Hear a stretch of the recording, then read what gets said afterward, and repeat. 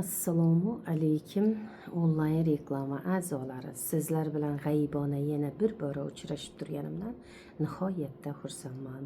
Bugungi temamiz jigarda uchraydigan o'simta, kistalar haqida suhbatlashamiz.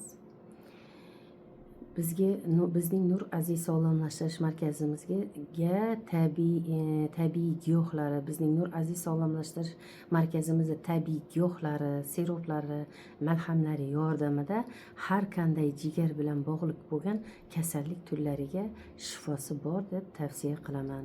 Bizning Nur Aziz sog'lomlashtirish markazimizga shunaqa bemorlar murojaat qilishadi. Mani jigarimda o'simta bor ekan, mani jigarimda kista bor ekan, mani jigarimda og'riq yo'q deydi. Bir xil bemorlarimiz aytadi, mani jigarim og'riydi deydi. Jigarda har qanday muammo bo'lsa ham jiddiylashmagan holatda og'riq bo'lmaydi.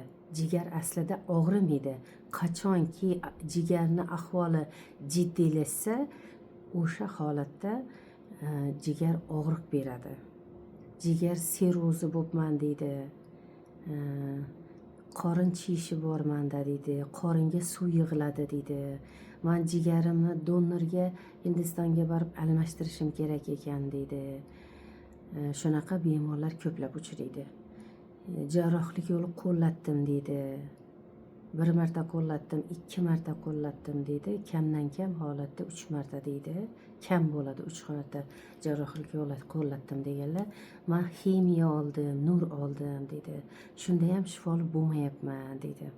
Allohning qudrati ila bizning Nur Aziz sog'lomlashtirish markazimizda tabiiy giyohlari, siroplari, malhamlari yordamida qayta davolanishga, jarrohlik yo'li qo'llashga, ximiya nur olishga umuman hojat yo'q.